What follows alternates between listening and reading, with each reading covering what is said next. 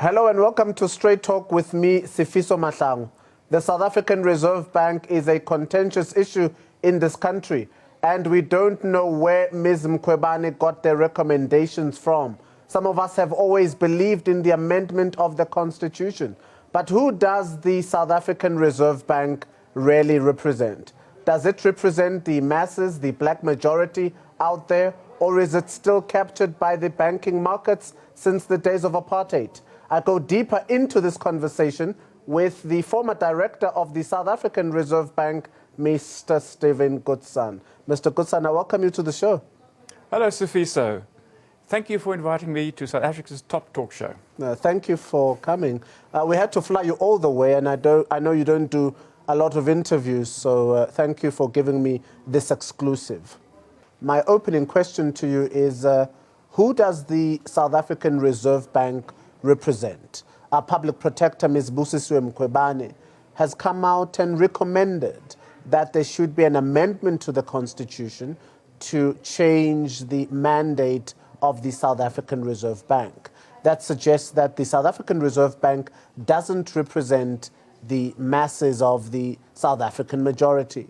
So who does the South African Reserve Bank represent? The central banks at the turn of the century, there were only 18. I'm talking about the turn of the 20th century. But then the numbers increased dramatically after a conference was held in Genoa in 1922, when it was decided that all countries which were independent should have their own central bank. And it was, in particular, it was mentioned that they should be independent of their governments. But what was not stated was who they would be dependent on. And what has transpired is that central banks work hand in glove with private banks, and that they are primarily there to further and represent their interests. So you're saying that the South African Reserve Bank represents the private banks in this country? Absolutely. The Reserve Bank does issue banking licenses, right, but beyond that, they are there to promote the interests of the private banks. And they do that by granting them the right to create the nation's money supply out of thin air, as it happens, by granting loans to the public. 6% of the money supply consists of banknotes and coin, and the rest is credit, which is created by the private banks at interest as a debt to the detriment of the general public. So the Reserve Bank must indeed then change its mandate, because you're saying it represents the banks in this country. And I'm one who believes that the banks in South Africa are a law unto themselves. But why is it so contentious? Why do you think Ms. Mkhwebane has been so victimized in this term? Is it impossible for South Africa to believe that the Reserve Bank needs to change its mandate? No, it is very possible. Because there are current examples of the alternative, a state bank, operating, for example, in North Dakota in the United States. And we need to change the mandate so that it serves the interests of the people rather than the private interests of the banks. And we can only do that by two things. First of all, the Constitution has to be amended, and I have made proposals in that direction. And also a monetary reform bill has to be introduced, which will create a state bank which will be under the control of the Treasury. So you're a former director at the Reserve Bank, and you've worked then closely with the Reserve Bank head, Ms. Jill Marcus. And in your book, you state that Ms. Marcus is a liar, and that's probably why you left. Lead me into that conversation. Why do you say that Ms. Jill Marcus is a liar and the Reserve Bank is not independent? Well, that was more a sort of a personal encounter when I discovered that there were financial irregularities at the South African Banknote Company. And when I tried to open up a probe, I was prevented. And she subsequently instructed the board to have me interviewed by a judge. And at that interview, I mentioned that I found Jill Marcus to be a difficult person and someone whom I couldn't trust. And I particularly mention the instance when, in the end of 2003, when her mandate expired, she was in effect fired by the then Governor Tito Mboweni because she had tried to obtain his position and undermined him by drafting a report saying the bank wasn't being correctly run and that he was not observing his duties. And as a result of that, she was dismissed. And when I explained that to the judge, that was one of the reasons why I could not trust her. He then went to her and she, of course, denied it. So the Office of the Public Protector in South Africa, for me, has two contentious issues. She wants the Reserve Bank to change its mandate. She had called into a amendment to the South African Constitution. On the other hand, she's got the CIX report, to which she's called on ABSA to pay back the money. And ABSA has shown it's not going to do that. In your experience as the director of the Reserve Bank, Mr. Goodson, what should ABSA do in this position? Well, we were told to ignore the CIX report and its recommendations. And I believe that around about the year 2000, it was possible for ABSA to pay back that money in tranches over a period of several years. And it was not enforced by the current Governor Tito Mboweni. I was not at the bank at that time, so I am not privy to what those decisions were. But it's clear, if one reads the CX report and the investigations of Justices Dennis Davis and Willem Heath, that the Reserve Bank acted illegally and that Bancorp, which subsequently became a subsidiary of ABSA, was unjustly enriched, particularly that they were receiving financial assistance while they were paying dividends. Why do you think this has been hidden from the public domain? You just said you were told to ignore the CIX report. Why didn't this come out into the public domain? Well, you know, it comes back to my original point, is that the Reserve Bank acts in the interests of the private banks, and that is why the matter was not pursued. And which banks are you speaking about? Are you speaking about the top four banks in this country? The big five banks in South Africa, yes, commercial banks. Let's have a greater discussion.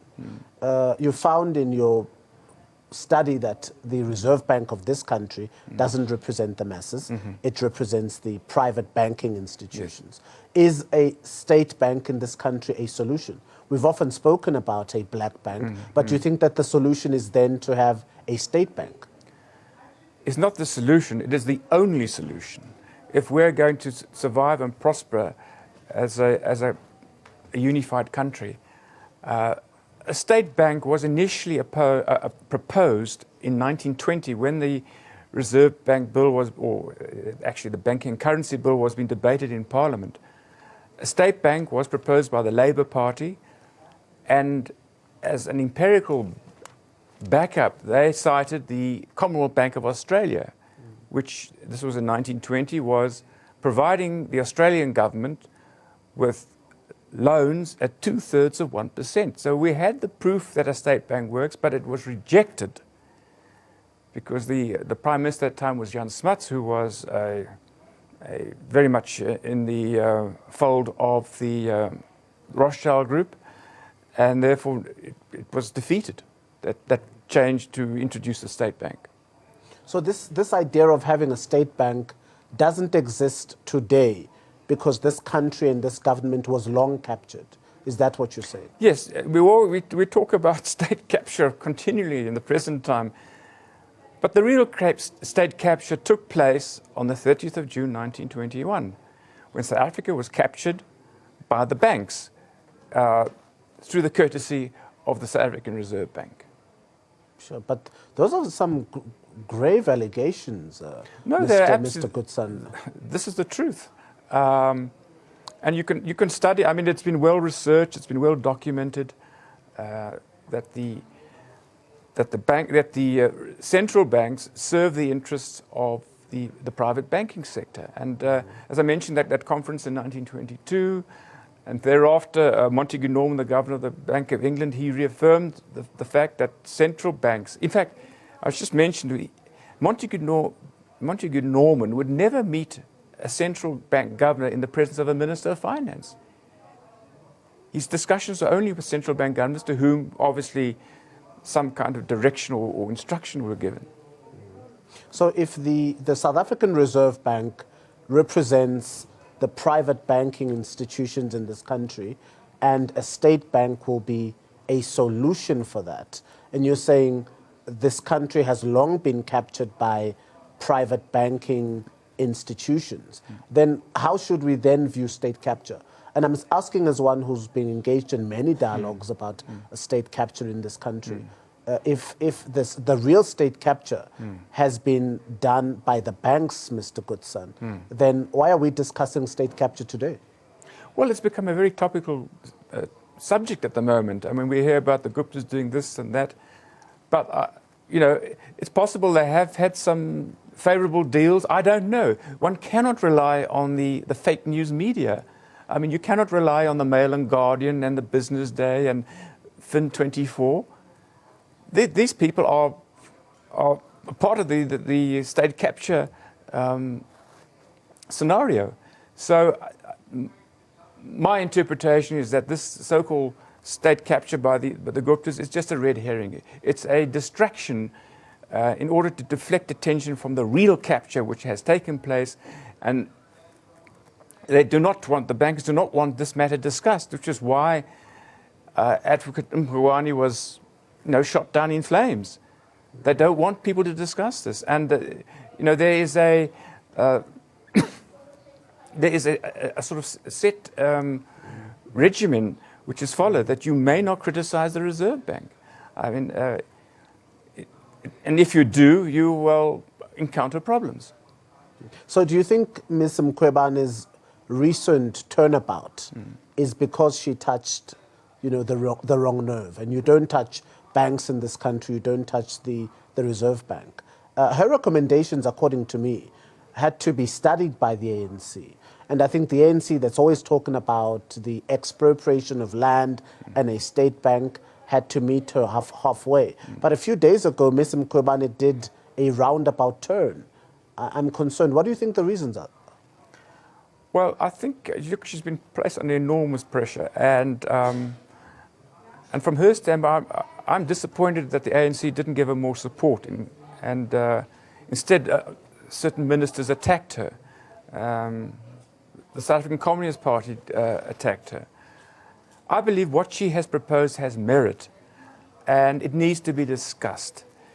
It needs to be debated in Parliament, and not just swept under the carpet, that this great sort of religious edifice of the Reserve Bank may not be attacked in any form.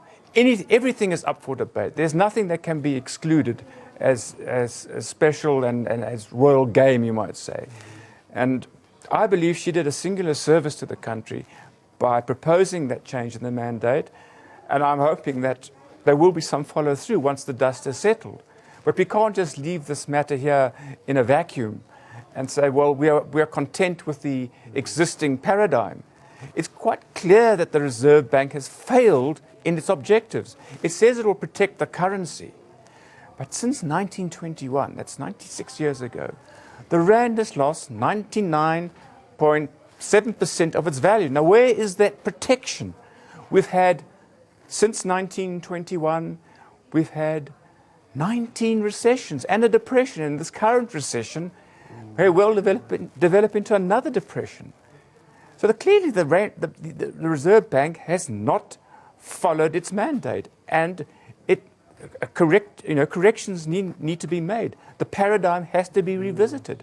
We cannot continue with 27%, but possibly up to 50% unemployment, 50% of the people living below the poverty datum line.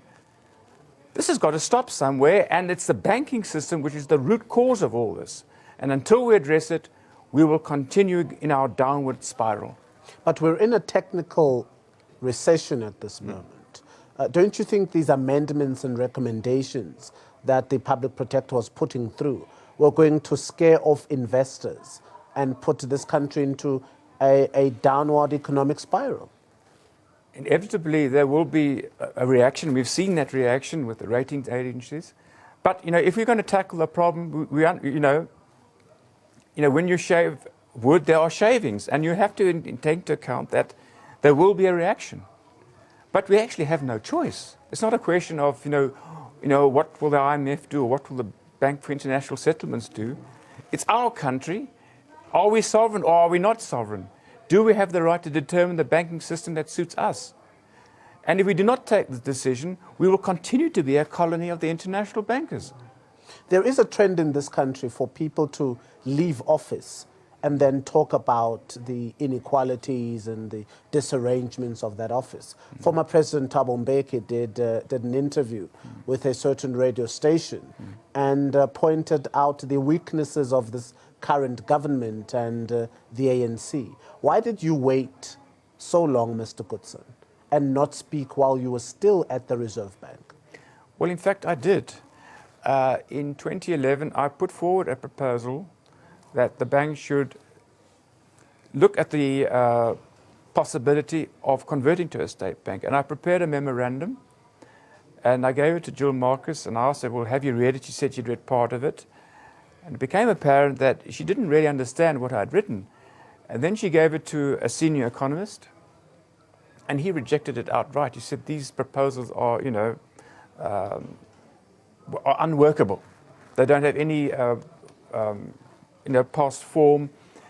And I subsequently met him for 3 hours, but I could not convince him because he has been almost trained to think in only one direction, that the fractional reserve system is the only system which may exist. So I did make an attempt, and unfortunately I was not successful. Because I'm concerned that leaders leave office and then they point fingers to what is wrong with that previous organization. And often it's not because there's something wrong, it's because these leaders are trying to get the limelight once more or are attempting to remain relevant. Why do you think the former public protector evaded the CIX report? I can only assume that she was advised not to pursue it. And by who? By the banks. The banks have enormous power. They have the right to create the money. They're the ones who grant loans. If you can't get a mortgage from a bank, you can't get a house. So they can flex their influence in different ways, not necessarily by not granting a loan, or they can put pressure. And that's probably the reason why the previous public protector ignored the report. You say in your writings that the CIA, and I mean the American CIA, facilitated or assisted the struggle for liberation in this country. What do you mean, Mr. Goodson? Well, the CIA was established in Washington in 1947, and it's always been used as part of American foreign policy, but more specifically as a tool of the bankers in order to execute their long-term plans. And it's common knowledge that the CIA have been responsible for upwards to 40 revolutions, change of governments since 1947. And one of the countries they targeted was South Africa, which was to a certain extent independent, although did not have an independent monetary system.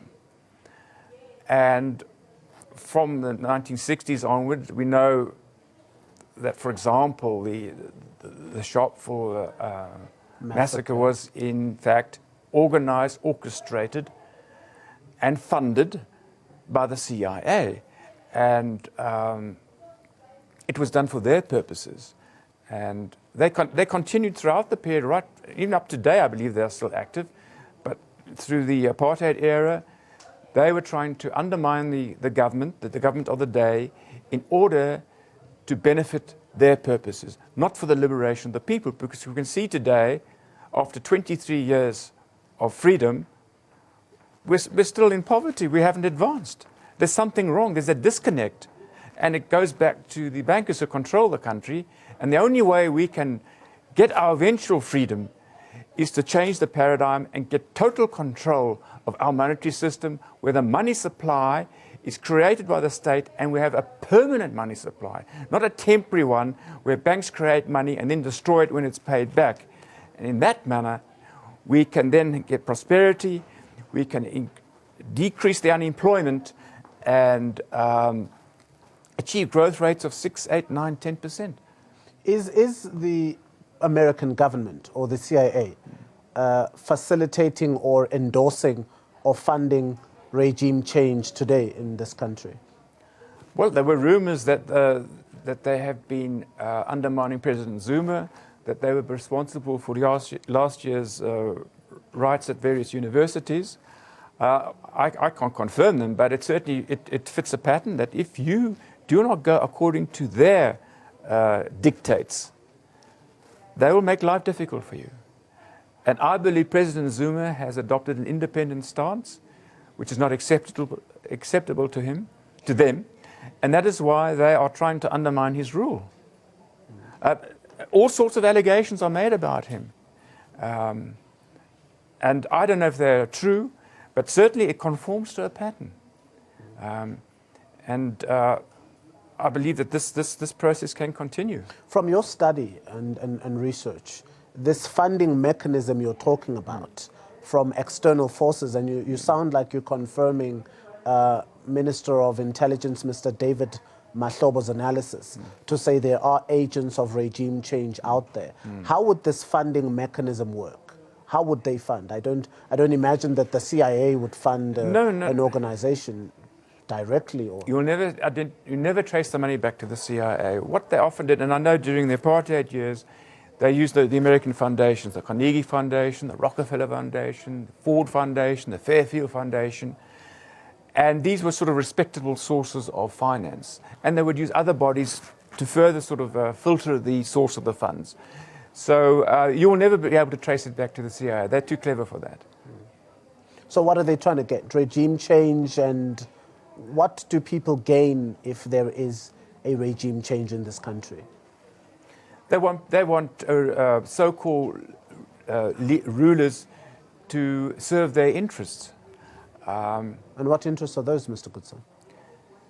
In order to exploit this country, and one of the methods is, of course, is to get the country more in debt, as we've seen in Nigeria and the Democratic Republic of the Congo, where they currently pay 100% of their export earnings on interest. So in other words, the countries who buy the oil and the minerals from the DRC are effectively not paying it, because the money which they lend, they create out of thin air. And they want to apply this process to South Africa. And one of the tactics, and this is my own view, is that they are responsible for the murders of white farmers, because they want the food supply to be reduced. And I mean, since 2007, we've stopped being an exporter of agricultural products. And I believe they may be behind the farm murders in order to reduce our food supply, which means we'll have to import food, and we have to take out more loans, we get more into greater debt and have to pay more interest. If I interviewed the Reserve Bank governor, I'd ask him, what is South African gold still doing in the Bank of England today? You used to be a director there, maybe you can answer my question. What is South African gold doing in the Bank of England in 2017? Well, that is a sort of historical, almost colonial legacy, you might say. And it dates also back to, well, the gold standard that was applicable until 1932, and then the gold exchange standard, which lasted until 1971, when it was convenient to have reserves of gold in a central point of a financial center like New York or London. And that is why the, 125 tons of, well, I don't know, the amount of change of gold is, 90% of it is lodged with the Bank of England. What is that worth in South African value?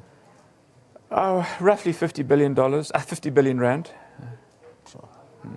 Yeah, 50 billion rands would surely sort out the fees must fall crisis in this country. 50, yes, it would be about 50 billion rand, yes. Yes, it could be deployed, because we no longer trade with gold. And funnily enough, while I was at the Reserve Bank, one of my proposal was that we should barter. There's an international barter organization where we could trade with countries and exchange our goods without the need for having foreign exchange reserves, without having commissions and paying bank interest and so forth. So really, in a sense, gold has become superfluous and could be deployed more actively. Is radical economic transformation feasible? I'm a strong believer in it. Yes. The feasibility model is acute. Yes. But that can only be done if we change the financial paradigm.